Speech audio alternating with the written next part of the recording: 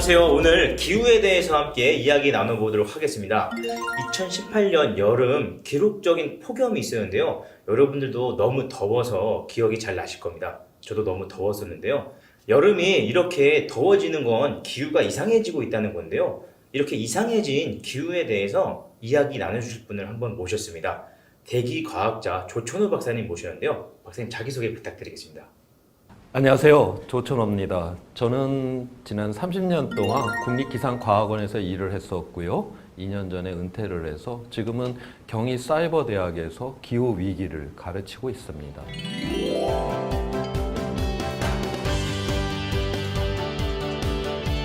여기 이걸 보고 계신 청소년분들께서 생각보다 바쁘십니다. 유튜브도 보셔야 되고 또 롤 승급전 같은 것도 하셔야 되거든요. 예, 그래서 바쁘셔서 기후위기란 말을 처음 들어보시는 분들이 있을 것 같아요. 그래서 우리가 본격적으로 이야기 나누기 전에 영상을 하나 보고 이어서 이야기를 나눠보도록 하겠습니다. 영상 하나 보시겠습니다. This is not a drill. My name is Greta Thunberg. We are living in the beginning of a mass extinction. Our climate is breaking down. Children like me are giving up their education to protest. But we can still fix this. You can still fix this. To survive, we need to stop burning fossil fuels. But this alone will not be enough. Lots of solutions are talked about.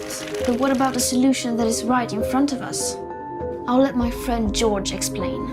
There is a magic machine that sucks carbon out of the air, costs very little, and builds itself.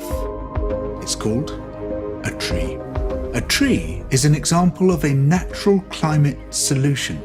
Mangroves, peat bogs, jungles, marshes, seabeds, kelp forests, swamps, coral reefs, they take carbon out of the air and lock it away. Nature is a tool we can use to repair our broken climate. These natural climate solutions could make a massive difference. Pretty cool, right? But only if we also leave fossil fuels in the ground. Here's the crazy part. Right now, we are ignoring them. We spend 1,000 times more on global fossil fuel subsidies than on natural-based solutions. Natural climate solutions get just 2% of all the money used on tackling climate breakdown. This is your money. It is your taxes and your savings. Even more crazy, right now when we need nature the most, we're destroying it faster than ever.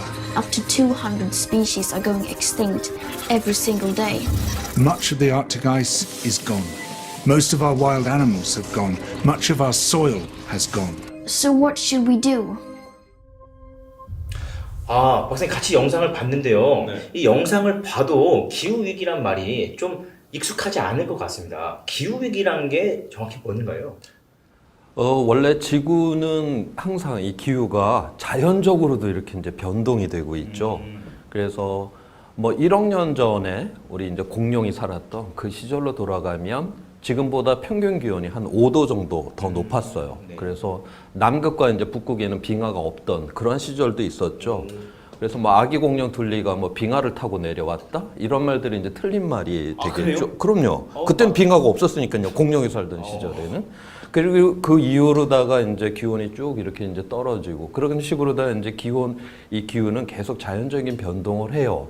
근데 지난 이제 산업혁명 이후에 사람들이 화석연료를 이제 쓰기 시작을 했고, 그로 인해서 이제 온실가스가 증가를 하기 시작을 했습니다. 그래서 이제 기온이 이제 올라가는데, 산업혁명 이후부터 해서 지금까지 인간이 올려놓은 그 온실가스 농도가 한 0.01% 정도를 높였어요. 그런데 그 0.01%가 히로시마 원자폭탄이 1초에 5개가 터지는 에너지를 잡아요. 굉장히 작은 양이지만 엄청난 에너지를 잡는 거죠. 그래서 하루에 한 40만 개 이상의 히로시마 원자폭탄이 터지는 에너지를 잡게 됩니다. 40만이요? 예. 그러니까 뭐 1년, 10년 이렇게 되면은 뭐 수십억 개가 되는 것이죠. 그 정도 이제 에너지를 잡는데, 그러면 굉장히 그게 이제 큰 일이 일어나야 되는데 실제로 그렇게 큰 일이 일어나질 않죠. 그 이유는 그 많은 열을 해양에서 93% 이상을 다 이렇게 흡수를 해줘요.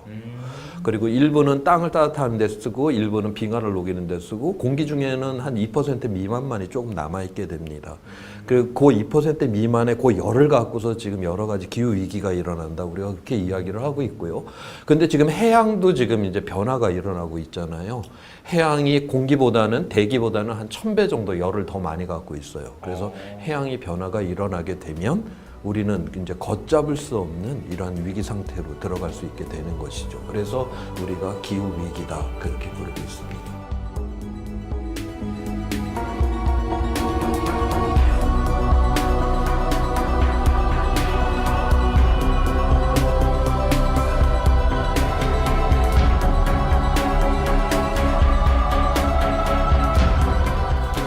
예전에 비해서 기후가 많이 변했다 이렇게 말씀해 주신 것 같은데요. 콕 집어서 그래도 위기라고 말씀을 해주시는데 또 이유가 있을 것 같습니다. 이게 이제 우리가 이제 지구 평균 기온이 지난 이제 100년 동안에 사람이 이제 올린 게 1도를 지금 올려놨는데요. 그거는 우리가 이제 위험으로 따지게 되면 감지를 할 수 있는 위험이다. 그렇게 표현을 해요. 그러니까 우리가 매일같이 기후 위기 때문에 어떤 생활이 불편함을 느끼거나 이러지는 않잖아요. 뭐 폭염이 왔다거나 뉴스를 틀었더니 뭐 호주의 산불이 7개월 동안 일어났는데 그게 기후 때문에 일어났다. 이럴 때 우리가 감지를 하죠. 근데 이제 여기서 우리가 0.5도가 더 상승이 되게 되면, 그러니까 지구 평균 기온이 1.5도 이상이 되게 되면 항시적이고 전 세계적으로 항상 기후 변화 때문에 일어나는 그런 여러 가지 이제 불편함으로다가 이제 들어가게 된다. 그렇게 보고 있고요. 또 거기서 0.5도가 더 올라와서 지구 평균 기온이 2도 이상이 되게 되면 우리가 이제 회복력을 상실한다. 그렇게 이제 표현을 하고 있습니다. 그러니까 회복력을 상실한다라고 하는 거는 우리가 이제 파국 상황으로 들어간다. 그렇게 이제 이해를 해야 되는데요. 우리가 지금 현재 이제 미세먼지 때문에 우리나라가 굉장히 이제 고통을 많이 받고 있는데, 미세먼지가 설사 있다 해도 우리가 여러 가지 이제 불편하고 건강도 잃고 하기는 하지만 일상생활은 가능하죠. 그리고 뭐 지나가면 별일 없듯이 우리가 그렇게 생활하고 우리가 그런 거 회복력이 있다. 그렇게 표현을 해요. 그다음에 이제 코로나19 같은 경우는 그거보다는 좀 심각하죠. 많은 사람이 아프고 또 사망하시는 분들도 계시고 또 그러다 보니까 우리가 사회적 거리두기를 하다 보니까 사회 경제적으로 이게 수축도 되고 맞습니다. 그렇다 해도 이게 이제 지나가게 될 거예요. 그렇게 되게 되면 우리가 이제 원상태로 회복을 하게 되는데 우리 지구 평균 기온이 이제 2도 이상이 되게 된다. 그거는 이제 회복을 할 수 없다. 그러면서 그런 위기 상태가 계속적으로 증폭이 되는 상황이 된다. 그래서 굉장히 위험하다. 그렇게 보고 있는 겁니다.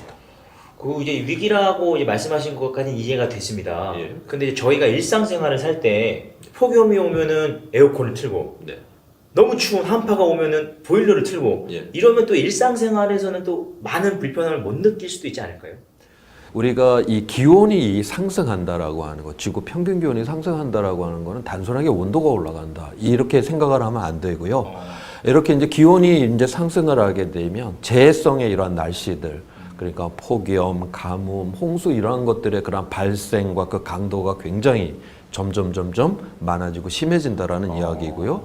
그와 함께 뭐 물이 부족하고 그럼 가뭄이 들고 또 식량이 부족하고 해수면이 상승하고 해양이 산성화되고 또 거기에 뭐 생물 다양성도 파괴가 되고 우리 삶과 관련된 모든 전반적인 이러한 것들이 다 붕괴가 일어난다. 그래서 우리가 생존을 하기 어렵게 되는 그러한 상황으로 들어간다는 걸 의미를 합니다. 우리 일상에도 큰 위기가 오는 거네요. 뭐 일상의 위기 정도가 아니라 아예 이 문명 자체가 붕괴가 되는 그런 위기가 온다. 그렇게 봐야 되는 거죠. 진짜 심각한 것 같습니다. 저희가 이 영상 촬영하기 전에 학생분들께 질문을 미리 받았습니다. 그래서 몇 가지 질문을 좀 드리겠습니다.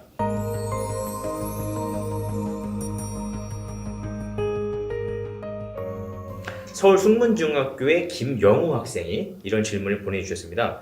기후 변화가 일어나면 지구의 평균 기온이 올라가고 그로 인해 북극과 남극의 빙하가 다 녹으면 해수면이 높아져 아파트들이 잠긴다고 하던데 맞는 사실인가요? 이렇게 질문 보내주셨는데요. 예. 지금 이제 기후 과학자들이 이제 예측을 하는 건 지금처럼 우리가 이제 배출량을 전혀 줄이지 않고 금세기 말까지 계속 배출을 갖다가 유지를 한다라고 하면 바닷물이 한 1.1m 정도가 이제 상승할 것이다. 그렇게 보고 있어요. 1.1m 정도면 대부분의 이제 큰 도시들이 다 이제 해안에 이렇게 위치를 하고 있는데요. 그러한 해안에 이제 저지대들이 침수를 하겠죠. 그다음에 뭐 샹하이라든가 뭐 베니스라든가 암스테르담처럼 이제 저지대에 만들어진 도시들은 상당히 많이 이제 침수를 할 것이다. 그렇게 보고 있어요. 근데 기후 과학자가 이제 1.1m가 상승한다라고 하는 거는 우리가 이제 빙하가 이렇게 있으면 빙하가 이제 겉면부터 온도가 올라가서 차분하게 이렇게 녹아 들어가는 거를 이제 과학자들이 예측을 한 거예요. 근데 빙하가 그런 식으로만 녹지를 않고요. 깨져버리는 수가 있습니다. 근데 우리가 과학자들은 그렇게 깨지는 거는 예측을 할 수가 없어요. 어디가 어떻게 깨지는지를 알지 못하죠. 우리가 사탕을 입안에 이렇게 집어넣고 가만히 이제 녹여 먹으면 오랫동안 가죠. 그렇지만 딱 깨트려 버리는 순간에 이게 순식간에 확 녹아버리잖아요. 만약에 우리가 이게 빙하가 빡 깨진다라고 하게 되면 이제 순식간에 녹을 수가 있어요. 근데 이제 우리가 그거는 과학자들이 알지 못한다라고 하는 것이고요.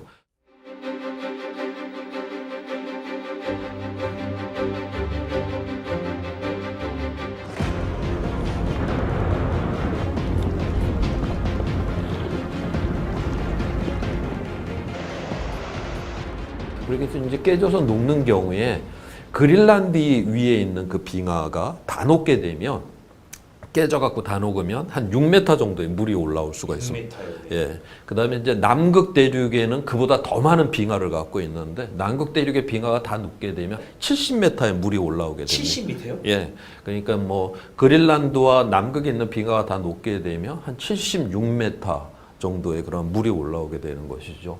우리가 서울의 해발 평균 고도가 한 40m 정도로 보고 있어요. 그러니까 대부분의 서울에 있는 아파트들은 뭐 물에 잠긴다? 그렇게 이제 생각할 수 있겠죠. 그럼 박사님, 저희가 이걸 촬영하고 있는 이 장소라든가 이걸 보고 계신 학생분들이 있는 학교도 다 잠길 수 있는 거네요. 그렇죠. 뭐 이 저지대는 이제 다 잠긴다. 그렇게 봐야 되는 것이고요. 뭐 산비탈에 있는 뭐 아파트나 뭐 학교는 남아나겠죠. 그럼에도 그렇지만 어차피 뭐 다 모든 도심 자체가 물에 잠겼다라고 하는 것은 거기서 생존할 수는 없다라고 하는 거죠. 뭐 에너지나 물이나 식량이 뭐 다 공급도 안 되는 그런 상황이니까 오히려 거기서 생존한다는 자체가 더 고통스러운 상황이 될 수도 있겠죠. 진짜 심각한 일들이 벌어질 수도 있는 것 같습니다. 질문을 이어서 한번 해보도록 하겠습니다. 별명이 부한양이라고 하는 학생분께서 이렇게 질문 보내주셨어요. 코로나 바이러스 같은 감염병은 왜 생겼나요? 또 이런 질문인데요. 코로나 바이러스 같은 경우는 우리가 이제 환경을 파괴를 했죠. 그 다음에 우리가 이제 기후 변화가 이제 일어나게 되면서 또 생태계가 또 파괴가 됐고요. 그러면서 이러한 이제 동물들이 우리 이제 사람 가까이에 이렇게 올 수밖에 없는 이러한 상황이 되었기 때문에 이제 코로나 바이러스가 이제 발생을 했고요.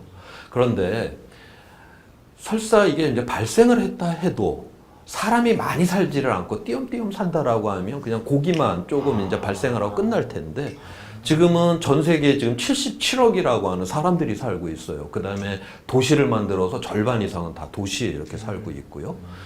육상 척추동물 중에서 네.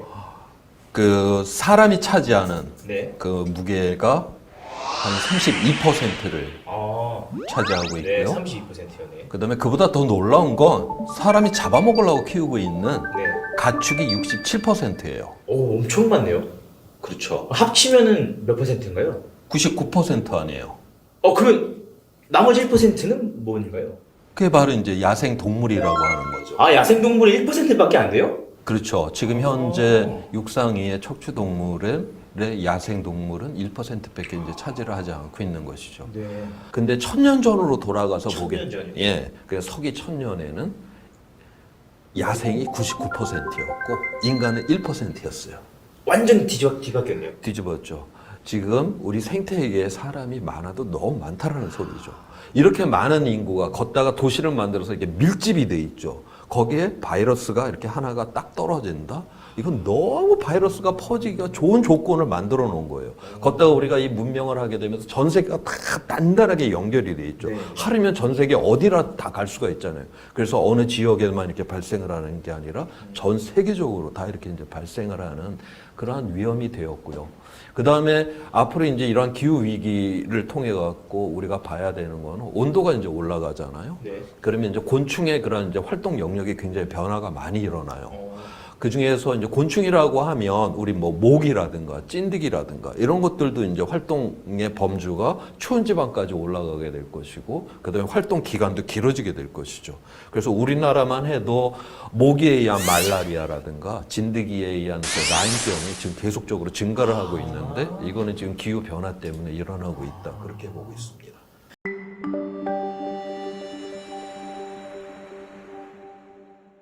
안녕하세요. 서울특별시 교육청 학교로 찾아가는 생태전환교실 온라인 수업 시간입니다. 저희는 3회차 바다로 간 플라스틱 수업을 맡은 사다모빈 자연해본연구소의 김래영, 홍다혜입니다. 지난 시간에 이어 이번 시간에는 생태전환교실의 중요한 주제 중 하나인 플라스틱 문제에 대해 알아봅시다. 오늘의 주제는 바다로 간 플라스틱입니다. 플라스틱이 어떻게 바다로 가게 되었는지 우리 함께 살펴볼까요?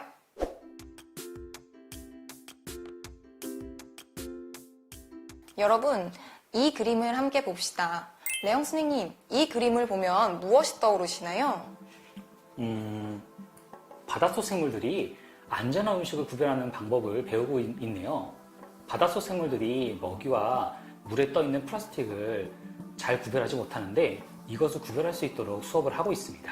네, 맞습니다. 지금 우리 바닷속에는 플라스틱이 너무 많아서 바닷속 생물들이 안전한 먹이를 구별하기 어려운 상황이에요. 그래서 이렇게 안전한 먹이를 구별하는 방법을 배워야 할 정도입니다. 그렇군요.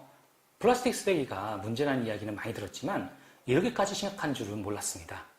그러면 우리 오늘 수업에서는 왜 이렇게 바다에 플라스틱이 많아지게 되었는지, 플라스틱의 장점과 단점, 그리고 이 플라스틱 문제를 어떻게 해결할 수 있는지 함께 알아봅시다. 여러분, 매년 점점 더 늘어나고 있는 플라스틱 생산량, 그리고 함께 늘어나고 있는 플라스틱 쓰레기. 우리는 플라스틱 시대에 살고 있습니다. 우리가 무심코 쓴 플라스틱으로 인해 바다에는 50억 개의 플라스틱이 있으며 과학자들은 약 1억 톤의 쓰레기가 바다 위를 떠다닌다고 보고하고 있어요. 쓰레기를 지금처럼 계속 버린다면 30년 뒤에는 바다에 물고기보다 플라스틱이 더 많아질 것입니다. 해양환경관리공단 해양쓰레기 통합정보 시스템 자료에 따르면 2018년 바다쓰레기 총 발생량은 2만 5천여 개인데요. 이 중에 2만여 개가 바로 플라스틱 쓰레기입니다. 이 무게들은 총 3,400kg 정도 되는데 이 중에 플라스틱 쓰레기는 2,200kg 정도 돼요. 이거는 다른 모든 쓰레기들을 전부 모은 것보다도 많은 양입니다. 다혜 선생님, 지금 뭐하고 계신 거예요? 이렇게 몸이 꽉 묶여 있으니까 너무 불편해요. 얼마 전에 본 사진에서는 물범이나 거북이, 물고기들이 그물이나 플라스틱 쓰레기에 몸이 칭칭 감겨 있던데 얼마나 답답할지 공감이 되네요. 바다새나 물범 같은 동물들은 손을 쓸 수 없으니까 더 답답하겠어요. 지금 보이는 사진처럼 뱃속에 플라스틱 쓰레기가 가득한 알바트로스, 플라스틱 포장지에 끼어서 몸이 기형적으로 자라난 바다거북, 그물에 칭칭 감겨있는 물범까지 동물들이 플라스틱 쓰레기로 고통받고 있습니다. 플라스틱 쓰레기로 인해 많은 동물들이 고통받고 있다니 안타까운 현실입니다. 그런데 플라스틱 쓰레기는 많은 양도 문제지만 오랫동안 썩지 않고 모습을 유지한다는 것도 문제이지 않나요? 맞습니다. 지구에서 플라스틱을 분해할 수 있는 생물들이 거의 없고 분해되려면 빛과 열이 필요한데요. 그마저도 쉽지는 않습니다. 우리가 쉽게 볼 수 있는 스티로폼 컵은 50년, 칫솔은 100년, 음료수 캔을 묶어주는 6개들이 묶은 비닐이 400년, 플라스틱 병은 450년이나 지나야 분해된다고 합니다. 사용하고 버리는 거는 정말 순간이지만 쓰레기들이 오랫동안 남는 것이 문제로군요. 우리가 맛있는 콜라나 사이다를 마시는 데 쓰는 음료수 PET병, 빨대, 사용하고 버린 물티슈, 가까운 곳에 바다가 있는 것도 아닌데 우리가 버린 플라스틱이 어떻게 이렇게 바다까지 가게 된 걸까요? 저도 그 부분이 궁금해요. 서울시청에서 인천 연안부두까지 35km가 넘는 거리인데 우리가 버린 플라스틱이 서해바다에 둥둥 떠다닌다니 믿기 어렵거든요. 우리가 버리는 플라스틱이 크게 3가지 방법으로 바다까지 이동한다고 해요. 첫 번째, 길거리나 해안에 버려진 플라스틱 병이나 포장지가 하수구나 강을 통해서 바다로 흘러갑니다. 두 번째, 미세 플라스틱이라고 불리는 작은 플라스틱 알갱이. 이는 주로 세면제나 바디워시, 치약 등 생활용품에 많이 첨가되어 있는데요. 이것이 들어간 제품을 사용하면 너무 작은 크기 때문에 하수 처리장에서 걸리지 않은 채로 바다에 흘러가게 됩니다. 세 번째로 매립지에 있는 쓰레기가 바로 문제인데요. 산더미처럼 쌓여있는 쓰레기들이 바람에 날려서 바다까지 날아가게 된답니다. 깜짝이야. 감독님 놀랐어요. 이거 두부인가요? 이 가져가라고요? 그러면은 이걸로 플라스틱 봉투는 쓰지 말고요. 아이고. 플라스틱이 없었던 옛날이면 보자기나 유리병, 나무 상자 같은 걸 쓰지 않았을까요? 플라스틱이 없으니까 불편하네요. 하지만 플라스틱이 환경 문제의 원인이 되고 있는데요. 그러면 우리는 어떻게 하면 좋을까요? 지금 테이블 위에 우리가 평소에 보지 못했던 신기한 물건들이 가득 올라와 있는데요. 지금부터는 우리가 쓰던 플라스틱 제품들의 문제점을 해결할 수 있도록 개발한 대체 플라스틱을 알아보도록 해요. 우리가 그동안 이야기했었던 플라스틱의 가장 큰 문제점 중 하나가 무엇일까요? 이제 여러분도 쉽게 알 수 있겠죠? 바로 잘 썩지 않는다는 것이었습니다. 맞아요. 그래서 우리가 일상적으로 많이 쓰는 일회용품들을 잘 썩는 재질로 바꾼 제품들이 있습니다. 여기 다양한 빨대들이 놓여 있는데요. 이 빨대는 종이로 만든 빨대입니다. 디자인도 다양하고 무엇보다 빨리 썩어서 없어지기 때문에 환경에 좋겠죠. 다음은 사탕수수 빨대입니다. 종이보다는 좀 더 오래가지만 잘 썩고 무엇보다도 단단해서 사용이 편리하다고 해요. 이 빨대는 약간 투명하죠? 먹을 수 있는 빨대입니다. 무엇으로 만들어졌을까요? 바로 쌀로 만든 빨대예요. 50에서 60도씨 뜨거운 물에서도 2시간가량 변함없이 사용할 수 있다고 해요. 이거는 그냥 플라스틱 빨대 같은데 우리가 사용하는 플라스틱 빨대랑 다른 거가 있나요? 이 빨대는 PLA 빨대라고 해서 옥수수로 만든 빨대예요. 플라스틱 빨대랑 재질이나 사용감에서 거의 차이가 없습니다. 그리고 하루 정도면 여러 차례 사용할 수도 있어요. 빨대 외에도 같은 재질로 만든 이 컵도 있습니다. 처음에 이 컵을 보았을 때 당연히 플라스틱 컵이겠지 생각했는데 I'm not plastic이라고 써 있어서 너무 놀랐습니다.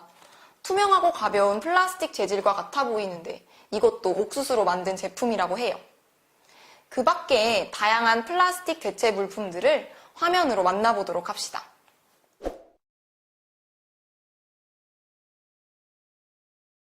선생님이 소개해준 재료들을 보니 우리가 사용하던 일회용 플라스틱 제품들 대신 대체 플라스틱 제품을 적극적으로 사용해야겠어요. 이런 제품들은 어디서 구할 수 있나요?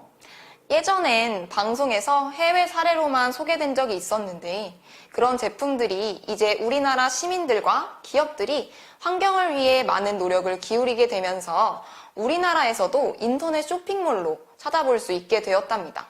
그런데 한 가지 아쉬운 점이 있네요. 빨리 썩어서 없어지는 이런 대체 플라스틱이 지구에 영향을 덜 주는 것은 고마운 사실이지만 물건을 쉽게 쓰고 버릴 수 있다는 점에서는 지구 자원의 고갈과 많은 양의 쓰레기 배출이라는 문제는 여전히 있는데요. 플라스틱 쓰레기의 두 번째 문제를 해결할 수 있는 또 다른 제품들을 소개하겠습니다. 에코백, 텀블러, 그리고 손수건이 있네요. 일회용 비닐백 대신 에코백을 사용하고 일회용 컵 대신 텀블러를 가지고 다녀요. 그리고 티슈 대신 손수건을 사용한다면 많은 나무를 보호할 수 있습니다. 더불어 가까운 나라 대만에서는 일회용품을 줄일 수 있는 문화가 하나 있는데요. 이렇게 개인용 식기를 가지고 다닌다면 일회용품을 줄일 수 있겠죠. 한 가지 주의해야 할 점이 있습니다. 텀블러나 에코백을 생산하는 데에는 비닐봉투나 일회용 플라스틱 컵보다 더 많은 온실가스가 배출됩니다. 종이봉투는 비닐봉투보다 3번 이상 재사용되어야 하고 에코백은 비닐봉투보다 130번 이상 재사용되어야 환경을 보호할 수 있다고 해요. 한 개의 텀블러나 에코백을 사용한다면 친환경적 실천이 될 수 있겠지만 여러 제품들을 사놓고 잘 사용하지 않는다면 오히려 지구에 더 안 좋은 일이 될 수 있습니다. 물건을 살 때는 신중히 고르고 한 번 사면 오랫동안 쓰도록 하는 습관, 다 같이 노력해 보아요.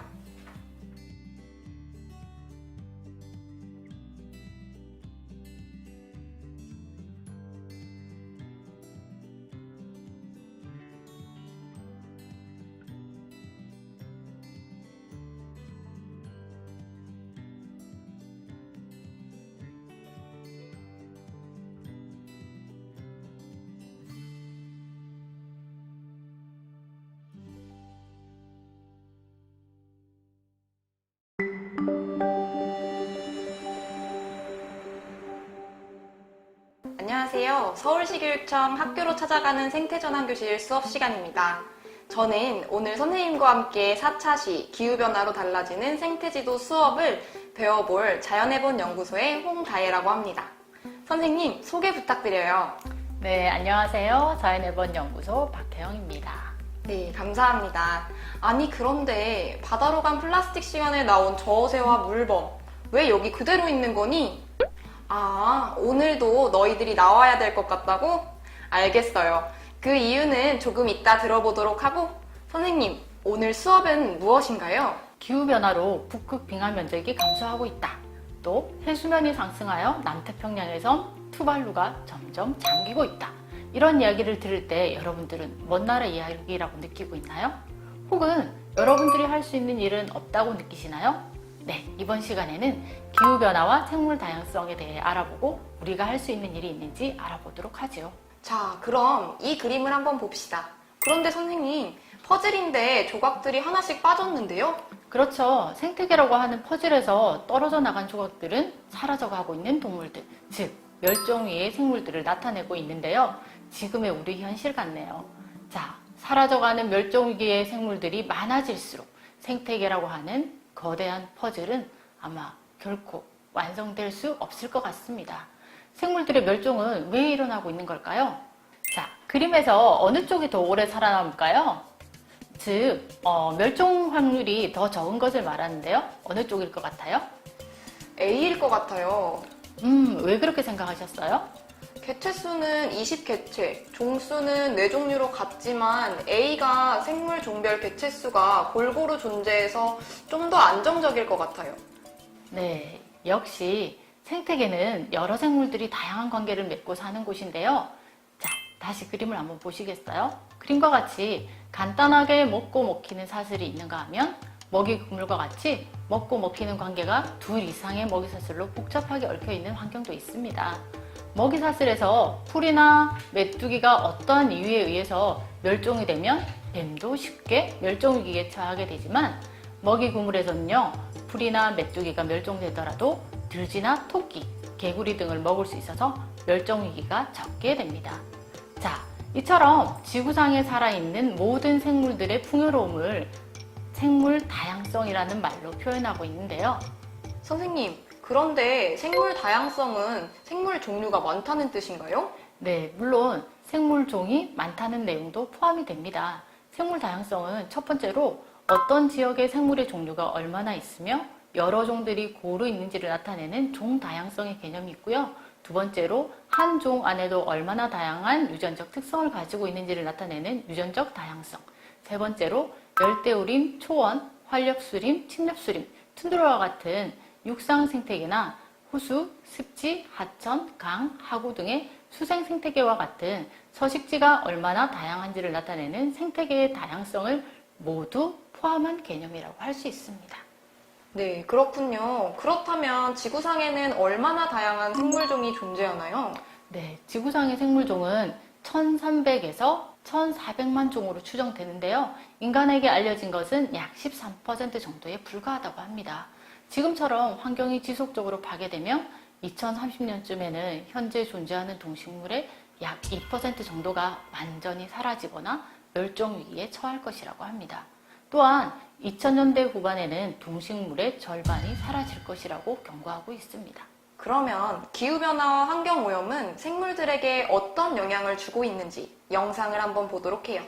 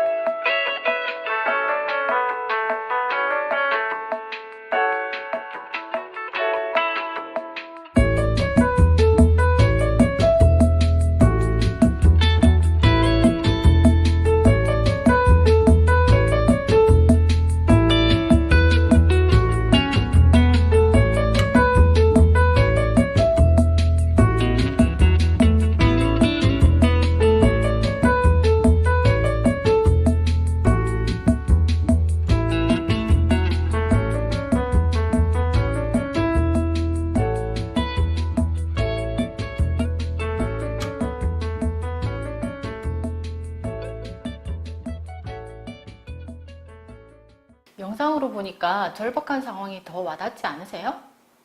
그럼 우리나라의 기후변화에 대해 잠시 알아볼까요?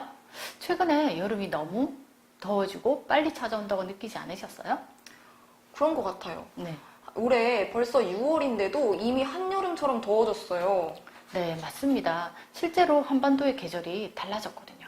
한반도는 20세기 초 대비 최근 30년간 연평균 기온은 1.4도씩 상승했는데요. 한반도 100년의 기후변화, 국립기상과학원 발간 자료를 보면요. 최근 30년은 과거 30년보다 여름은 19일 길어지고 겨울은 18일 짧아졌다고 합니다. 그렇다면 우리나라의 자연 생태계의 생물들은 어떨까요? 네, 쉬운 예로 농작물 재배의 북방 한계선을 나타내는 그림을 한번 보면요. 기온 상승으로 주요 농작물의 주산지가 남부지방에서 충북과 강원 지역으로 북상한 것을 알 수 있는데요. 지구온난화로 과일 지도가 변하고 있는 것이라고 할 수 있습니다. 그런데 사과는 점점 북쪽으로 올라가고 제주도에서 재배하던 귤은 서울에서도 재배할 수 있고 그럼 좋은 거 아닌가요? 그렇게 생각하셨군요. 자, 한반도가 더워지니 생물들은 자신이 살기에 적당한 곳으로 서식지를 옮기게 되죠. 그 환경에 따라 개체수가 늘어나거나 감소하면서 포식자, 피식자로 연결된 먹이 그물은 다양하게 영향을 받게 됩니다. 번식시기나 부화시기, 동면 등 많은 영향을 받게 되죠. 결국 이러한 서식지의 다양성이 감소한다는 것은 생물 다양성을 감소시키는 요인으로 작용하고 있다는 것을 알 수 있습니다. 코알라, 바다거북, 북극곰, 여러분도 다 아는 동물이죠? 이 동물들의 공통점은 무엇일까요? 전 세계적인 멸종위기 야생동물들이라는 것입니다. 선생님, 이 동물들에 대해서 좀 더 자세한 설명 부탁드려요. 네, 첫 번째 사진은 코알라죠. 지난해 11월 연말이 시작해서 올해 2월까지 계속된 호주 산불로 10억 마리 이상의 야생동물들이 희생됐는데요. 그 중에서도 특히 코알라는 90% 가까이가 몰살됐다고 합니다. 개체수가 크게 줄어서 독자적으로 생존이 어려운 상태, 즉 기능적 멸종 상태가 돼버렸습니다. 특별히 코알라가 더 피해를 입은 원인이 있을까요? 코알라가 행동도 느리고 또 특히 좋아하는 유칼립투스 나뭇잎이 불에 잘 타는 성질이 있어서 그 피해가 컸다고 합니다. 특히 호주 산불은 가뭄이 원인이었고요. 그 가뭄은 기후변화에서 기인했습니다. 지구온난화로 인해 해양 상황, 대기 상황이 변하면서 이번 사태가 일어났다는 점을 고려하면요. 앞으로도 지구적으로 이 같은 현상이 반복될 수 있다고 할 수 있죠. 기후변화로 인한 위기가 더 나쁜 상황을 일반화하는 현상이 일상화될 가능성이 있는 것이죠. 자, 호주 산불 단 석 달간에 발생한 이산화탄소의 양이 호주의 연간 이산화탄소 발생량을 이미 넘어섰다고 합니다. 사실 산불 피해가 발생하기 전부터 도시가 개발되면서 코알라들이 사는 유칼립투스 숲이 파괴됐고 서식지를 잃은 코알라가 멸종위기에 처했다는 경고의 목소리가 나왔었다고 합니다. 그런데 이번 산불로 인해서 돌이킬 수 없는 멸종의 위협을 맞이하게 된 거군요. 너무 안타까운 일입니다. 네, 그 다음 사진은 바다 거북인데요. 그 이야기는 선생님이 더 잘 아실 것 같은데요. 네, 잘 알고 있죠. 지난 시간에 공부했듯이 플라스틱 쓰레기를 먹이로 오인 섭취하는 문제가 있잖아요. 네, 맞습니다. 플라스틱 쓰레기 문제와 더불어서 암컷과 수컷 성비 문제도 있는데요. 그 부분은 제가 소개해 드리도록 할게요. 파충류는 부화 온도에 따라 성이 결정되는데요. 붉은 바다 거북의 경우에 29도에서 암수 성비가 같습니다. 그보다 온도가 낮으면 수컷, 높으면 암컷으로 태어난다고 합니다. 해양의 온도 변화는 바다 거북뿐만 아니라 파충류의 성비에 상당한 영향을 주겠죠. 자, 마지막으로 북극곰은요. 이제 북극 빙하가 녹아서 서식지가 줄어드는 것만 봐도 그 원인을 아실 것 같습니다. 선생님, 그렇다면 우리나라 멸종위기 동물에는 어떤 것이 있나요? 네, 현재 환경부에서 가까운 미래에 야생에서 멸종될 위험이 높아서 보존할 필요가 있는 야생 동식물을 법으로 지정해서요. 멸종위기 야생생물 1급 또는 2급으로 나누어 보호 관리하고 있습니다. 자, 멸종위기 야생생물 1급은요. 자연적 또는 인위적 요인으로 개체수가 많이 줄어들어 멸종위기에 처한 야생생물을 말하고요. 현재 60종 지정되어 있습니다. 그 중에 지금 사진에 보이는 저어새와 반달가슴곰이 포함되어 있습니다. 멸종위기 야생생물 2급은요. 자연적 또는 인위적 위험 요인으로 개체수가 크게 줄어들고 있어 현재의 위험 요인이 제거되지 않거나 완화되지 아니할 경우 가까운 장래에 멸종 위기에 처할 우려가 있는 야생생물을 말하고 현재 207종으로 지정되어 있습니다.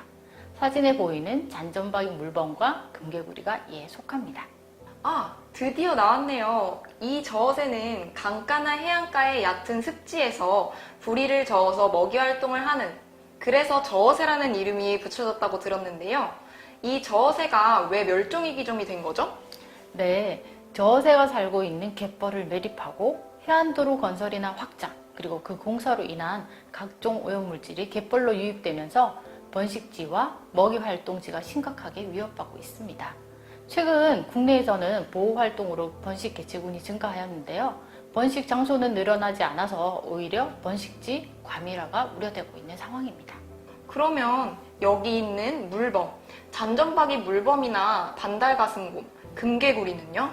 잔점박이 물범은 현재 백령도에 서식하고 있는데요. 산업개발로 인한 환경오염으로 희생되고 관광지 개발이라든지 어민들의 어류 남획으로 인해 먹이 부족 등으로 늘 위험에 노출되어 있어서요. 해가 거듭될수록 개체수가 현저히 감소되고 있습니다.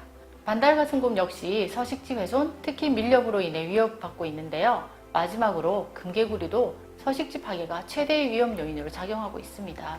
농지가 일단 감소됐고 주택과 도로 건설로 인해 생태적 단절, 수질오염, 황소개구리에 의한 비식 등도 여러 가지 감소 요인으로 작용하고 있습니다.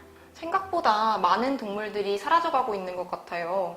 그러면 여러 요인으로 멸종위기에 처한 생물들을 조금이라도 도울 수 있는 방법이 뭐가 있을까요? 네, 이번에 코로나 사태로 우리 사회가 모두 일시정지됐었지요. 네, 그때 미세먼지로 덮였던 하늘이 맑아지고 바다 생물이 다시 돌아왔다는 기사를 보셨을 것 같아요. 결국 인간의 산업활동을 조절해서 기후 문제 해결을 위해 노력하는 것이 곧 지구상의 모든 생물을 살리는 길이죠. 그와 더불어 생물 다양성을 지키기 위한 캠페인들이 진행되고 있는데요. 이렇게 유리창에 격자무늬 넣은 것 보신 적 있으세요? 네, 지나가다가 본 적 있는 것 같아요. 네, 조류 충돌 방지 캠페인의 일환으로 부착됐는데요. 유리창을 개방 공간으로 인식해서 부딪혀 죽는 새가 전국적으로 하루에 2만 마리에 달한다고 합니다. 그래서 스티커를 부착해서 새들에게 이곳은 지나갈 수 있는 틈이 없다라는 뜻을 전달하는 방법입니다. 이 규칙을 5 곱하기 10 규칙이라고 하는데요. 위아래로 5cm 또는 좌우로 10cm 이내의 간격으로 무늬를 넣으면 됩니다. 네, 여러 연구를 통해서 이보다 작은 공간은 새들이 빠져나가려 하지 않는다는 것을 알게 됐다고 합니다. 자, 예전에는 맹금류 사진을 붙이기도 했었는데요. 야생조류 충돌 방지와 관련된 잘못된 정보를 바로잡고 올바른 방법과 작은 실천을 통해서 야생조류의 충돌을 방지할 수 있도록 이런 캠페인이 진행되고 있습니다. 지금 나오는 양서류 로드킬 방지 캠페인은 무엇인가요? 네, 두꺼비들이 산란기에 산에서 습지로 내려오면서 로드킬, 즉 길에서 죽는 일이 많이 발생하니까요. 이때 방지하기 위해서 현수막을 게시하고 운전자들에게 주의를 주기도 하는 그런 캠페인입니다. 그런데 이런 생물 보호 활동을 하려면 생물들에게 어떤 일이 일어나는지 알아야 될 것 같은데 학생들이 관심을 가질 수 있는 방법이 있을까요? 네, 그렇죠. 생물 보호를 위한 캠페인도 결국 자연에 대한 관심에서 시작된다고 할 수 있는데요. 재밌는 앱을 하나 소개해 드릴게요. 이 앱은요, 온라인 기반 자연활동 공유 플랫폼 네이처링인데요. 네이처링은 자연을 관찰하고 기록하고 검색하는 도구이며 다양한 자연활동의 경험을 함께 나누는 오픈 네트워크입니다. 자연을 단지 기록하는 것만으로도 회원 모두가 시민과학자로서 생태계 보전에 기여할 수 있도록 다양한 시민과학 프로젝트를 진행하고 있다고 합니다. 예를 들어 우리 동네 개구리를 조사하겠다라고 그 지역 특색에 맞는 미션을 진행할 수 있고요. 누구나 참여가 가능합니다. 생물을 찾아서 위치 정보가 있는 사진을 공유하면 그 기록이 남도록 되어 있습니다. 그리고 그 정보를 다시 활용할 수도 있습니다. 주변 생물에 대한 관심을 확장하거나 학교 내 식물 모니터링 미션과 같은 장기적인 미션을 수행할 수 있는 간편하고 효과적인 앱이라고 할 수 있습니다. 기후변화로 인한 생태계 변화와 그로 인해 사라져가는 멸종위기 야생 생물에 대해 알아보고 또 생물 다양성을 증진하기 위한 캠페인과 평소 자연을 관찰하고 기록하고 공유하는 방법에 대해서도 알아볼 수 있었습니다. 네, 생물, 자연에 대한 존중은 인간 존중, 즉 우리 자신을 존중하는 것과도 같습니다. 이제 지구 위에서 다른 사람이나 생명, 자연과 함께 영원히 행복할 수 있는 길을 찾아 나서야 할 때인 것 같습니다. 지구적 행복 찾기, 우리 함께 응원합시다. 다음 시간에 또 만나요. 네.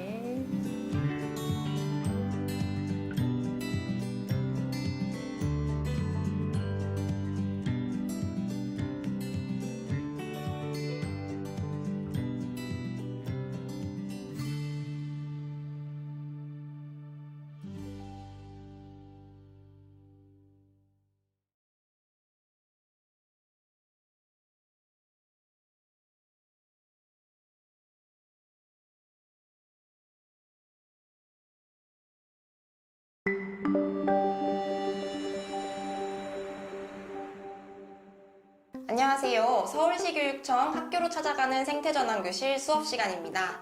저는 오늘 박사님과 함께 5차시 오래된 미래 적정기술 수업을 배워볼 사단법인 자연해번 연구소의 홍다혜입니다. 박사님, 소개 부탁드려요. 안녕하세요. 대한에너지기술연구소에서 적정기술을 연구하고 있는 강신호라고 합니다.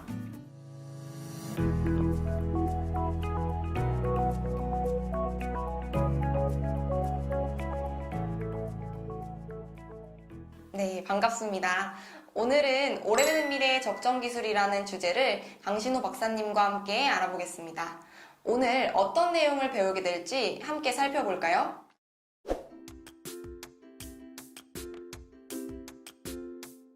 여러분, 이런 말을 들어보신 적이 있나요? 기술은 사람을 돕기 위해 만들어지는 것이므로 모두에게 자유롭게 쓰여야 한다 라는 말이 적절한 기술, 오늘의 주제인 적정기술을 잘 설명하는 말인 것 같아요. 네, 그렇군요, 박사님. 그러면 적정기술이 화면의 그림과는 어떤 관련이 있을까요? 화면의 그림은 사람들이 좀 더 편리한 삶을 영위하기 위해서 기술을 자꾸 더 나은 쪽으로 찾게 된다는 것을 보여주고 있어요. 예를 들면 여름에 더 시원하게 지내기 위해서는 에어컨을 써야 하는데 그러려면 전기가 있어야 하잖아요. 그러니 원자력 발전소나 석탄 화력 발전소들을 자꾸 지어야 하지요. 농부가 작물을 재배할 때 생산력을 높이기 위해서 유전자를 조작한 식물을 재배하고 있어요. 환경에도 좋지만 건강에도 도움이 되는 자전거를 점점 멀리하고 대신 많은 에너지를 쓰면서 오염물질을 배출하는 교통수단이 등장하는 것도 보이고 있습니다. 또 사람들은 편리함뿐만 아니라 갈수록 빠른 것을 요구하고도 있어요. 옛날엔 손으로 찻잎을 빻고 덮어서 만든 차를 마셨다면 요즘은 아예 자판기에서 일회용 플라스틱에 들어있는 음료수를 사서 마시잖아요. 이러는 과정 중에 에너지가 낭비되고 오염물질이 나오며 마지막에는 분해되지 않는 플라스틱 쓰레기만 남게 되지요. 사람들을 돕겠다고 만들어진 기술이 나중엔 오히려 지구의 자연 환경을 망가뜨리고 인류의 생존마저도 위협하고 있다는 것을 알 수 있습니다. 우리는 좀 더 빨리 마시기 위해서 일회용품과 에너지를 사용하는 것을 크게 생각하지 않고 행동하죠. 자, 그러면 오늘의 주제 적정기술을 영상을 통해 좀 더 알아볼게요. 1955년 영국의 경제학자 에른스트 슈마허는 중간 기술의 필요성을 언급했습니다.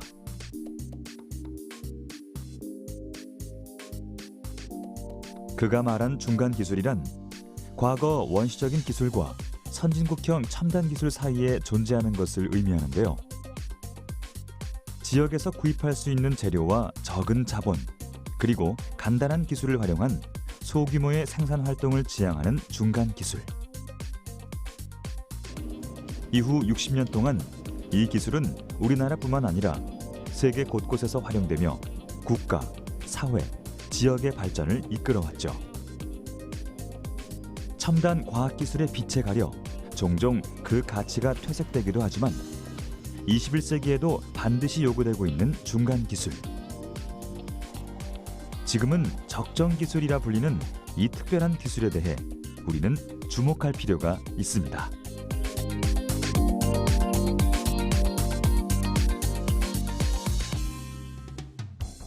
오염된 물을 안전하게 마실 수 있는 휴대용 정수 빨대,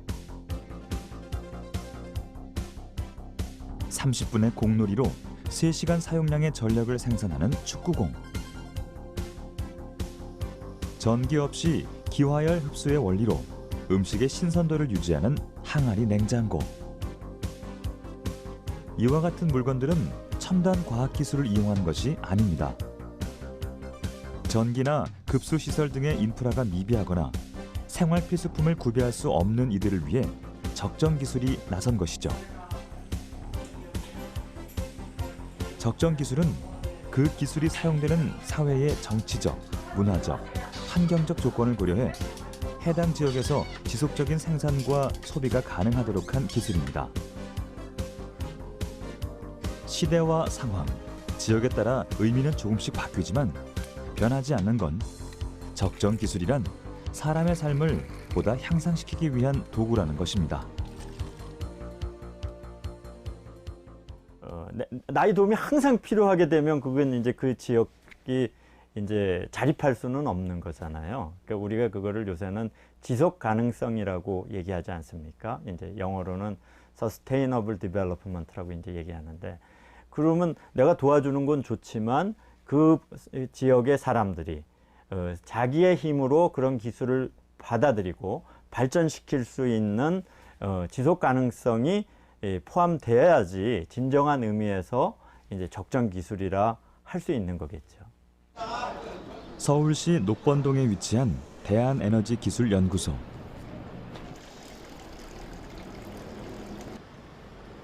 이곳에선 점차 고갈되는 도시의 자원과 심각해지는 환경오염 문제를 해결하기 위해 도시에 접목할 수 있는 대한에너지를 연구하고 있는데요. 그 중심에 적정 기술이 깃들어 있다고 합니다. 연구소 곳곳을 가득 채운 생활 폐기물. 우리 주변에서 흔하게 볼 수 있는 이 물건들이 전력을 대체할 수 있는 자가 발전기로 다시 태어난다고 하는데요.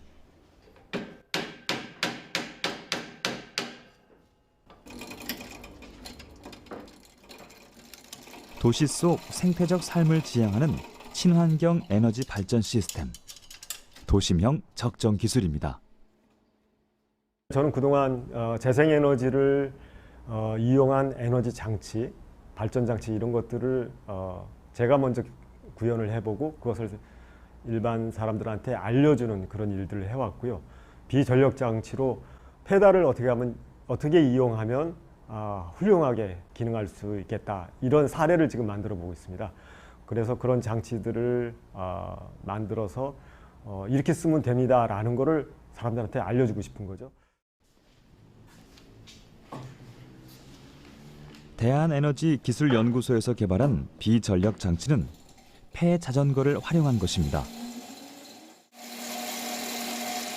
자전거 바퀴를 굴릴 때 발생하는 동력을 이용하는데요.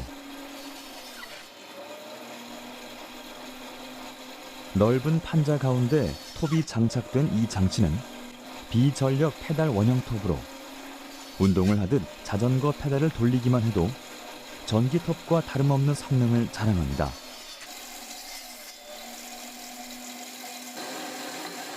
실제 전기톱의 회전수는 분당 약 3,500rpm, 페달 원형톱의 분당 회전수가 약 3,300rpm이라고 하니 사람의 힘으로 움직이는 소형 발전기인 셈이죠. 페달 원형톱의 경우는 분당 90번의 페달을 돌리면은 한 3,300 정도 RPM이 나와서 그냥 일반적으로 전동 테이블서랑 다를 게 없다고 생각하시면 돼요. 이 원형톱의 경우도 그 기어의 원리를 이용한 건데요.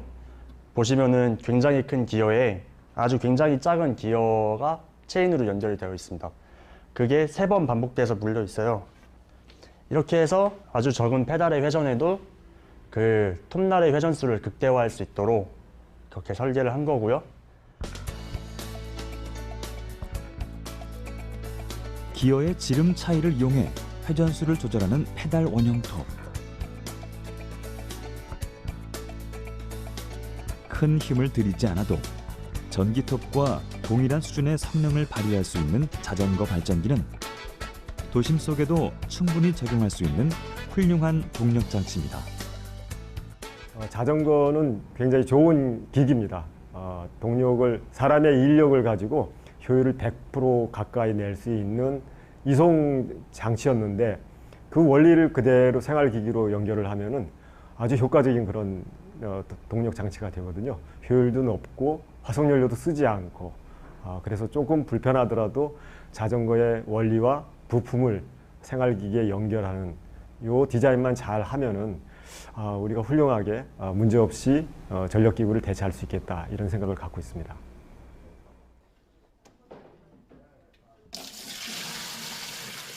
이번에 만나볼 적정 기술은 페달 세탁기입니다.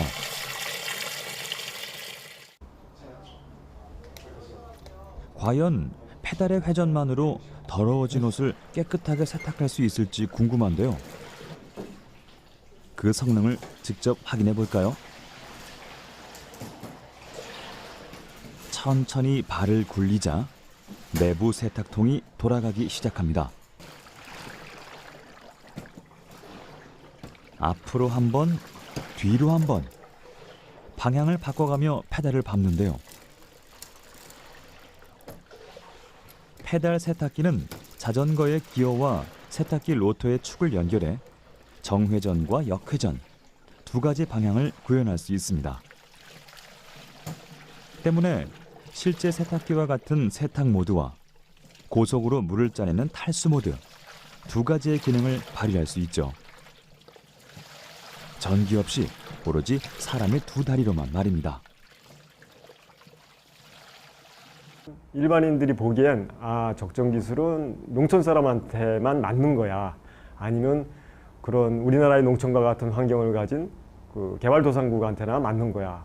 우리 도시 사람들한테는 맞지 않아. 이런 인식을 갖게 됐죠. 그래서 저는 적정 기술의 정신이나 가치를 본다면 농촌이고 도시고 구분할 게 없다. 이렇게 생각을 합니다. 그래서 앞으로 우리가 주목해야 될 점 또는 적정 기술이 나아가야 될 방향이라고 한다면 도시에 살고 있는 누구나도 이렇게 실천할 수 있고 구현해 볼 수 있는 그런 기술, 그것이 적정 기술이라고 생각해요. 다혜 선생님, 이 영상을 보고 어떤 마음이 드셨나요? 네, 저는 평소에 생각해보지 못했던 적정 기술의 개념에 대해서 알 수 있었고 또 뭔가 희망을 주는 기술이라는 생각이 들었어요. 맞아요. 다혜 선생님이 말씀하신 것처럼 약 5분 동안 우리에게 작은 희망을 보여주는 것 같았죠? 그게 적정 기술의 힘인 것 같아요. 최신 기술은 아니더라도 사람들의 실제 삶을 나아지게 만들 수 있는 기술이 바로 적정 기술입니다. 적정 기술이라는 개념이 만들어질 당시엔 가난한 사람들을 위한 기술로 인식되어서 선진국에서 후진국을 도와주기 위한 원조로 쓰였던 게 사실입니다. 인류의 생존을 위태롭게 하는 기후변화의 원인이 인간의 지나친 화석연료 소비의 결과라는 것을 알게 되었습니다. 그래서 지금의 적정 기술은 단지 후진국만 적용되는 것이 아니라 선진국의 국민들도 재생에너지를 쓰거나 환경을 오염시키지 않는 기술과 제품을 찾는데 적정 기술을 쓰고 있습니다.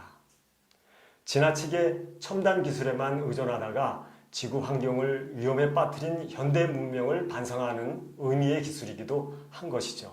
그렇군요. 박사님, 최신 과학기술은 아니지만 꼭 필요한 기술이네요. 이런 기술들을 조금 더 소개해 주실 수 있을까요? 우선 물이 귀한 나라 사람들이 쓸 수 있는 적정 기술 제품들을 소개할게요. 첫 번째는 끈이 달린 이 파란색 원통인데요. 안에는 물을 채울 수 있는 구조로 되어 있습니다. 멀리까지 물을 길어야 하는 친구들은 사실 학교를 갈 수가 없었죠. 아주 먼 곳을 무거운 통을 머리에 이고 물을 옮기느라고 이런 친구들은 집의 일을 도우면서 시간을 낼 수가 없었던 거예요. 바로 이들을 위한 기술, 바로 이것이 큐드럼인데요. 이 큐드럼을 이용해서 친구들은 쉽게 물을 길어서 집에까지 끌고 와서 집에다 채워놓고 그리고 다시 학교로 가면 되는 기술이었어요. 훨씬 힘을 덜 들이고도 걸어갈 수가 있었겠죠. 또 아프리카의 친구들은 깨끗하지 못한 물을 먹고 많이 아파요. 물이 풍부하지도 않지만 어렵게 판 지하수도 석회질이 많거나 중금속이 많거나 해서 몸에 위험하고 심지어는 기생충에 오염이 되어서 거르지 않고 마시면 병에 걸리게 되지요. 하지만 비가 많지 않은 가난한 나라이니 수돗물을 공급해 줄 수는 없었어요. 그저 땅에 고여있는 흙탕물, 연못의 물이라도 소중한 물이겠죠. 이렇게 오염된 물을 직접 마실 수 있게 빨대의 중간에 필터를 달았습니다. 물에 담그고 입으로 빨아올리면 물이 나와요. 가끔씩은 거꾸로 불어서 필터에 걸린 이물질을 빼줘야 하기도 한답니다. 이 라이프 스트로우 하나면 물을 깨끗하게 정수시켜 주니까 정말 좋겠죠? 이건 좀 신기하게 생겼네요. 이건 태양열을 이용하는 건가요? 네, 태양열 조리기인데요. 태양열 조리기는 햇볕이 주는 에너지 중 열을 이용하는 장치예요. 적정기술 이름 한번 들어본 친구들은 아마 쉽게 접해볼 수 있었던 그런 장치가 아닐까 싶군요. 태양열 조리기는 처음에 독일의 발명가인 볼프강 셰플러라는 사람이 좀 더 효율 높은 그런 조리기를 만들어서 세계에 보급하기 시작했어요. 이 볼프강 셰플러는 탐욕만 없다면 에너지는 누구나 사용할 수 있을 만큼 충분하다고 한 사람인데요. 셰플러 스스로 적정 기술의 가치를 실천하는 모습을 보여주었습니다. 화석연료를 사용하지 않고도 또 산림을 파괴하지 않고도 아주 청정한 자연 에너지로 지구를 구할 수 있는 장치가 바로 태양열 조리기입니다. 이건 바로 친환경 냉장고예요. 옛날 우리 조상들도 이것처럼 땅에 독을 묻고 천연 자연 냉장고를 사용했죠. 이름은 팟인팟 쿨러입니다. 이것 말고도 국내에는 로켓스토브라는 일종의 난로가 많이 소개되어 있어요. 적은 장작으로도 쉽게 물을 끓일 수 있는 에너지 효율이 높은 그런 난로입니다. 난로나 화덕 또는 구들에 이 원리를 적용할 수가 있습니다. 페달을 돌려서 전기 모터 대신 동력을 얻는 페달 기기들도 있고요. 바람이나 물의 힘을 이용하는 그런 장치들도 있습니다. 와, 이렇게나 많은 적정 기술이 있었군요. 박사님, 제가 만약에 적정 기술을 개발하면서 살아가고 싶다면 돈도 벌어야 되잖아요. 그런데 가난한 사람들을 대상으로 만드는 기술은 그럴 수 없을 것 같아서 조금 걱정이에요. 맞아요, 다혜 선생님. 적정 기술은 단점이 있어요. 내가 발명한 기술은 엄청 돈이 되지 않아요. 가난한 이들을 위해 노력한 기술인데도 이 기술을 물건으로 만들어줄 기업들이 사실 별로 관심들이 없거든요. 뭔가 좋은 방법이 없을까요? 그래서 준비했습니다. 적정 기술을 보다 널리 알릴 수 있는 방법 소개해 주시죠. 네, 박사님. 그래서 제가 조금 알아보았는데요. 세상에는 이런 착한 고민을 하고 있는 사람들이 저 말고도 많이 있었던 것 같아요. 제가 찾은 곳은 코페르니크라는 기업인데요.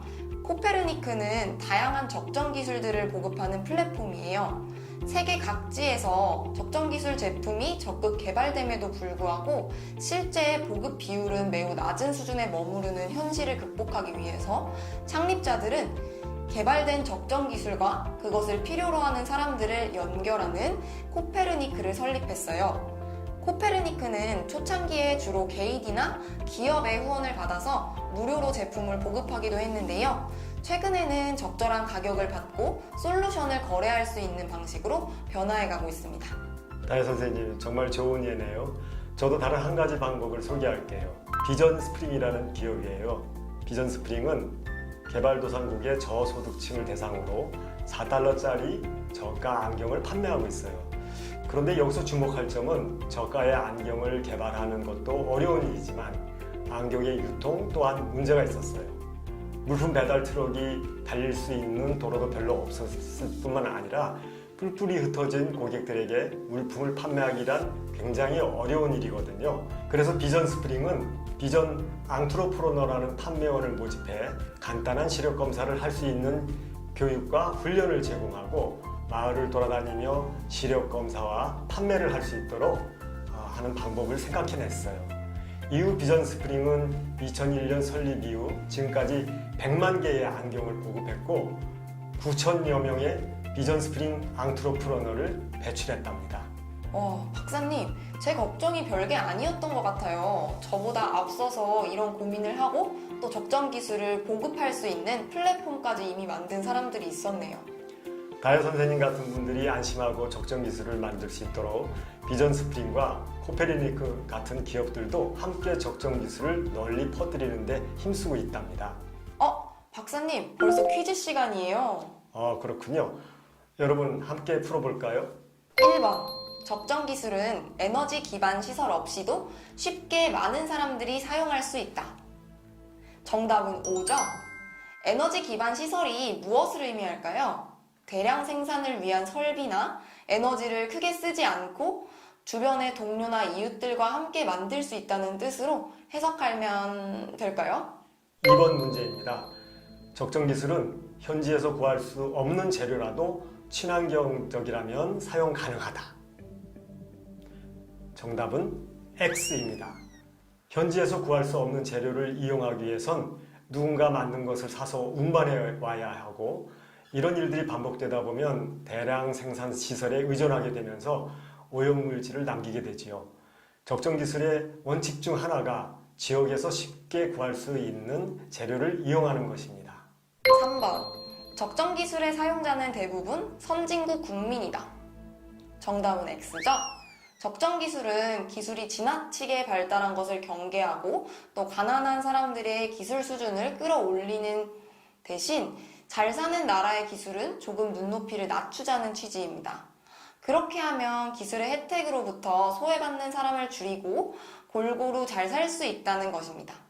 후진국 사람들에게도 적정 기술이 쓰이지만 선진국 사람들도 지나치게 첨단 기술에 의존하느라 자연환경을 오염시키고 또 기후변화를 초래한 것을 반성하기 위해 적정 기술을 찾아 실천하고 있습니다. 4번. 적정 기술은 신재생 에너지원을 활용하거나 화석연료의 사용을 줄여준다는 점에서 친환경적이다. 정답은 O입니다. 맞는 말이죠. 환경과 생태계에 주는 오염물질을 줄이자는 것이 적정 기술의 목표예요. 재생에너지를 이용하는 것은 적정 기술에 있어서 아주 중요한 일입니다. 네, 다들 오늘 문제를 잘 풀어보았나요? 이제 오늘 수업을 마칠 시간이네요. 오늘 강신호 박사님과 함께한 적정 기술 수업, 정말 신기하고 재미있는 내용들이 많았는데요. 모두들 재밌었나요? 다음 시간에는 6차시 1인 발전 시대가 열린다 에너지 전환 수업을 배워볼 예정입니다. 다음 시간에도 더 재미있고 의미 있는 내용으로 다시 만나요. 안녕. 안녕.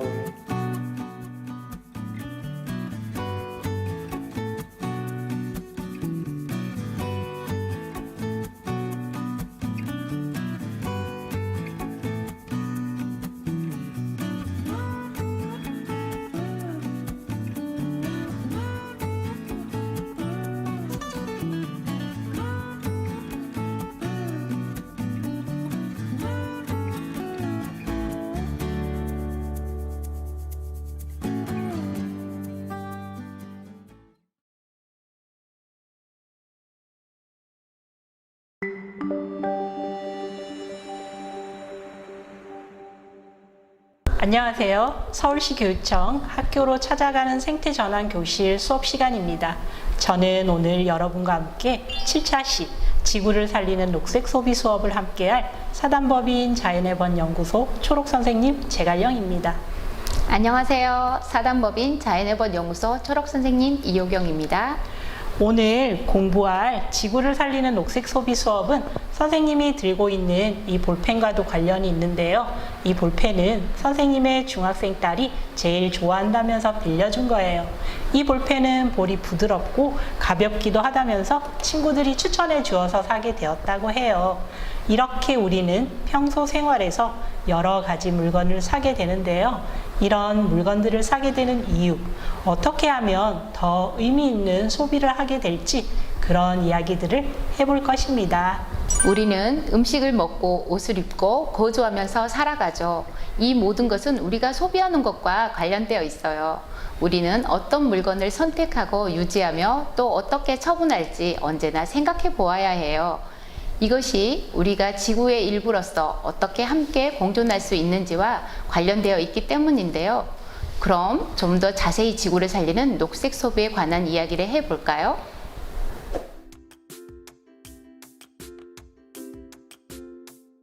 자, 그럼 활동지의 만화 네 것을 한번 살펴볼까요? 오늘 주제인 녹색 소비에 관한 내용을 두 사람이 역할을 맡아서 한번 얘기해 보면 어떨까요? 네, 선생님, 좋은 생각이에요. 제가 목소리가 조금 낮으니까 남자 역할을 맡아볼게요. 선생님은 여자 역할을 맡아주세요. 경재 씨, 녹색 구매라고 들어봤나요? 그게 뭐람? 녹색, 잔디, 칠판, 구매는 뭘 구매한다는 거야? 이럴 줄 알았다니까요. 원료, 제조, 유통, 사용, 폐기, 재사용 등 제품의 전 과정에서 환경에 미치는 영향이 적은 제품을 구매하는 것이죠. 그 중에서도 녹색 제품을 사는 거예요. 오호, 환경을 지킬 수 있는 것이로군. 재사용도 가능하니까 경제에 도움이 되는 거고, 맞죠? 근데 녹색 제품인지는 어떻게 알 수 있죠? 녹색 제품에는 친환경 마크, 우수 재활용 마크가 붙어 있답니다. 아하, 에너지 소비 효율 등급 라벨하고 대기전력 저감 우수 제품 라벨이 붙어 있는 제품도 녹색 제품 맞죠? 오호, 맞아요. 에너지를 절약하니까 곧 경제도 절약된다고 할 수 있죠. 만화 컷의 남자와 여자의 대화에서 친환경 마크, 우수 재활용 마크, 에너지 소비 효율 등급, 대기전력 저감 우수 제품이라는 단어들이 나와요. 이 단어들은 평소 들어본 적이 별로 없는 것 같은데요. 같이 한번 알아볼까요? 먼저 친환경 마크는 온실가스 및 환경오염 배출량을 환경부에서 평가하여 부여하는 마크예요. 우수 재활용 마크는 품질이 우수하고 친환경성이 큰 재활용 제품에 대해 부여하는 마크죠. 에너지 소비 효율 등급 표시는 많이 봤을 거예요. 우리 집에 있는 냉장고, TV 등에 붙어 있는 스티커를 보면 1등급, 2등급이라는 표시가 있어요. 바로 기기의 효율 향상과 고효율 제품 보급을 확대하기 위한 제도예요. 1등급에 가까울수록 에너지 절약을 하는 제품이라는 뜻이랍니다. 마지막으로 대기전력 저감 우수 제품이라는 것은 사용하지 않는 시간에 최소 전력 상태를 유지하는 등 대기전력을 줄여주는 기능이 우수한 제품에 붙여주는 라벨이지요. 대기전력은 가전제품에 플러그를 꽂아만 놓아도 버려지는 전력을 뜻해요. 여러분, 녹색 소비라는 단어가 잘 이해되나요?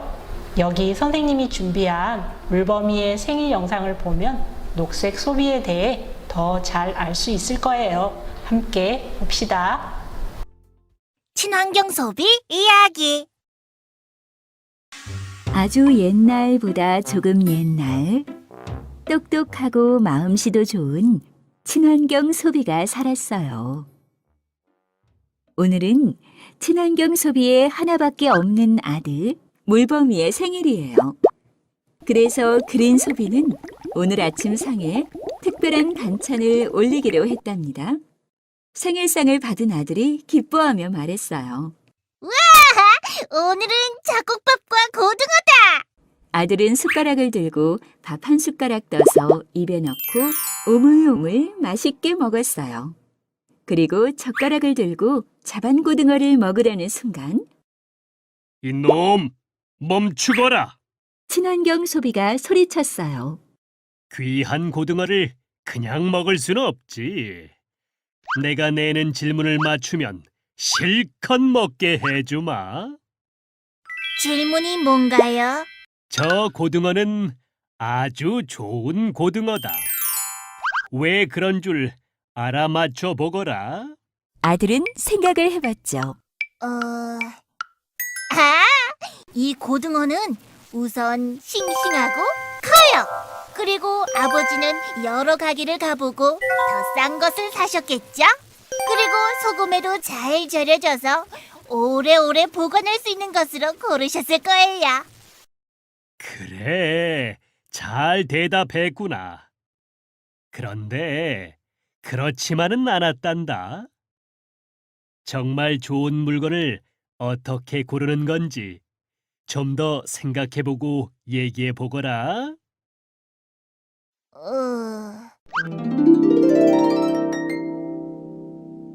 하기 때문이 아닐까요, 아버지? 그래, 잘 생각해 보았구나. 이 고등어는 말이다. 요즘 같은 가을이 제철이기 때문에 골랐단다. 제철 음식이 건강에도 좋을 뿐더러 오래 보관된 음식들처럼 냉동이나 냉장을 하면서 에너지를 많이 사용하지 않지. 또 마구잡이로 싹쓸이해서 잡은 것이 아니고 또 지나치게 포장된 것이 아니라 쓰레기가 나오지 않고 또 먼 바다가 아닌 가까운 곳에서 잡은 거라서 이동시키는 에너지도 줄였지. 그래서 가격은 보통 고등어보다는 조금 비쌌지만 더 몸에도 좋고 자연도 아낄 수 있는 방법을 찾으려고 했어.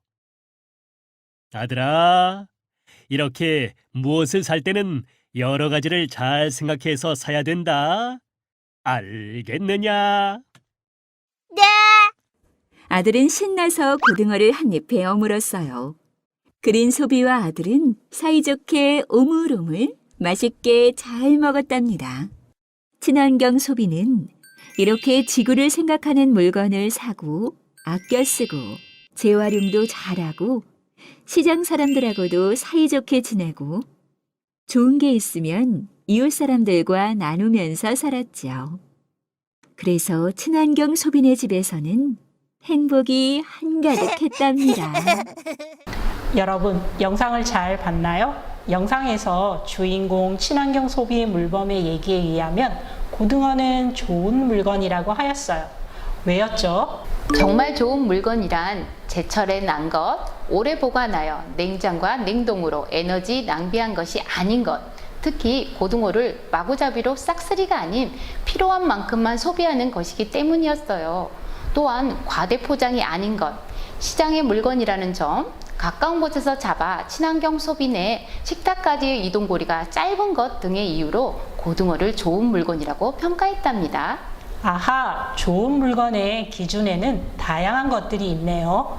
그런데 여러분, 혹시 영상 마지막에 나온 환경 마크 혹시 기억나나요? 바로 이 마크인데요. 환경 마크 인증 표시와 함께 이산화탄소 표시도 있었는데요. 이 마크들이 녹색 소비와 대체 어떤 관련이 있는지 함께 살펴볼까요?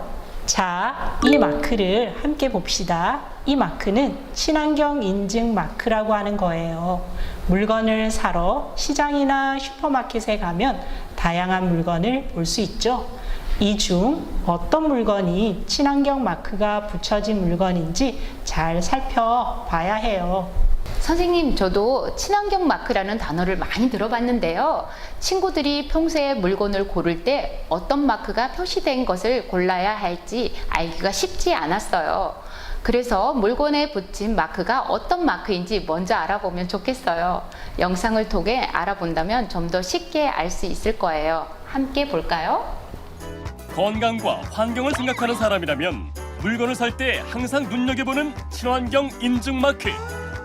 하지만 헷갈려도 너무 헷갈린다? 친환경 마크가 한두 개가 아니더라고요. 그래서 친환경 제품을 구매할 때마다 이게 친환경 제품인지 아닌지 좀 많이 헷갈리고 그러네요. 소비자들이 인식하는 데 있어서 친환경 마크인지 또 나라에서 정말로 정식으로 인증해 준 건지에 대해서 잘 모르시는 것 같아요. 까다로운 심사만큼이나 알아보기도 참 까다로운 친환경 인증 마크. 도대체 어떻게 된 일일까? 그동안 정부가 정해놓은 친환경 관련 인증 마크는 친환경적으로 제품을 생산했다는 환경 마크와 온실가스 배출량이 적은 제품임을 알려주는 탄소 성적 표지, 제품의 제조, 사용, 폐기 단계에서 환경에 미치는 영향을 표시한 환경 성적 표지까지 여러 가지가 있었다. 하지만 문제는 이 마크들이 모두 모양도 색깔도 제각각이라 헷갈려도 한참 헷갈린다는 말씀. 환경부를 비롯한 관계기관에서는 친환경 인증 마크에 대한 대대적인 개선에 나섰다. 이렇게 많이 있는데 이게 이에 따라 2017년 1월부터 그동안 제품에 따라 모양도 색깔도 제각각이었던 친환경 인증 마크를 하나의 마크로 통합해 사용하기로 했다. 이를 통해 업체와 소비자들은 친환경 제품이라는 정보를 좀 더 쉽고 정확하게 파악할 수 있게 됐다.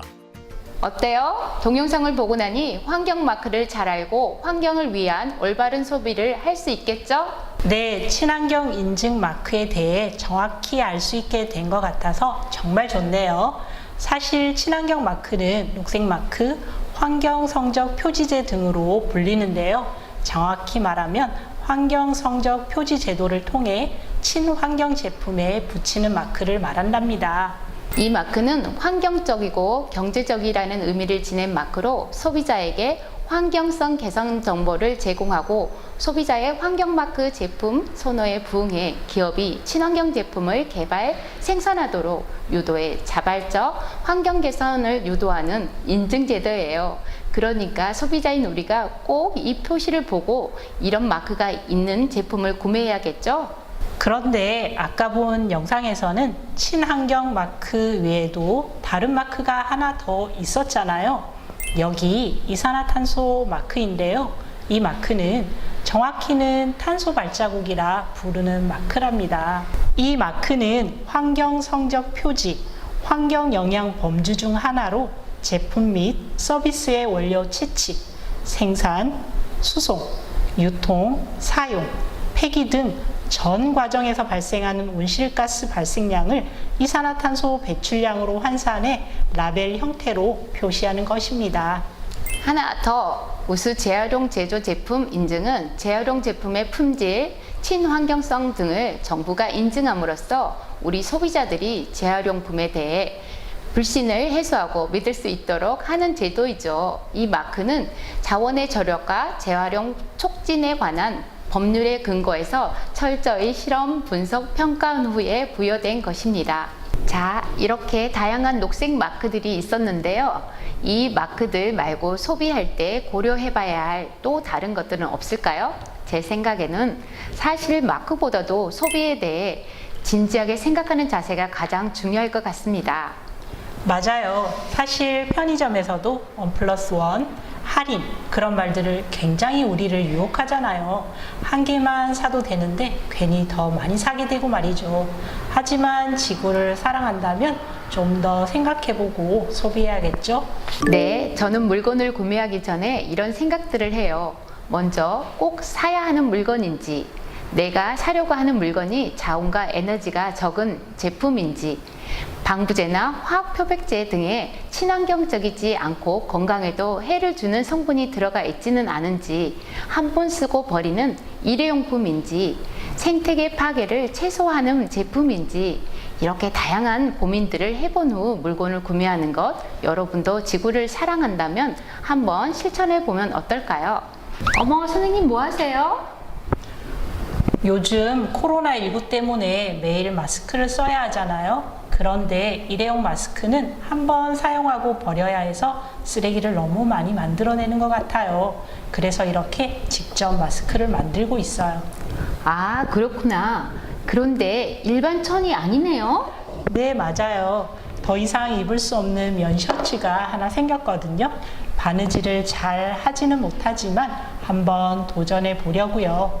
네, 선생님 입던 셔츠를 이용해 마스크를 만들다니 이것 역시 녹색 소비인 것 같네요. 저 역시도 요즘 매일 일회용 마스크를 매일 쓰고 있어서 고민이 굉장히 많았어요. 방역을 위해서 마스크는 반드시 착용해야 하지만 자꾸만 쓰레기를 만들어내는 것 같았거든요.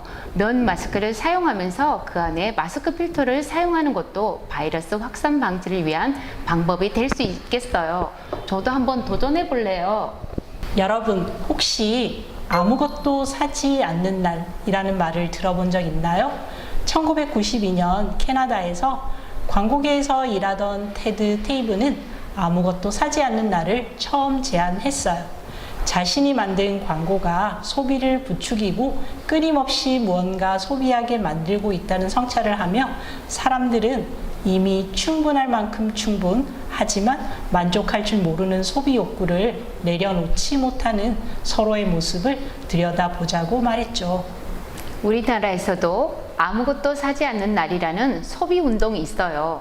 2002년 환경운동단체 녹색연합이 처음 제안했다고 합니다. 아무것도 사지 않는 날은 여러분이 잘 알고 있는 블랙 프라이데이와도 연관이 있는데요.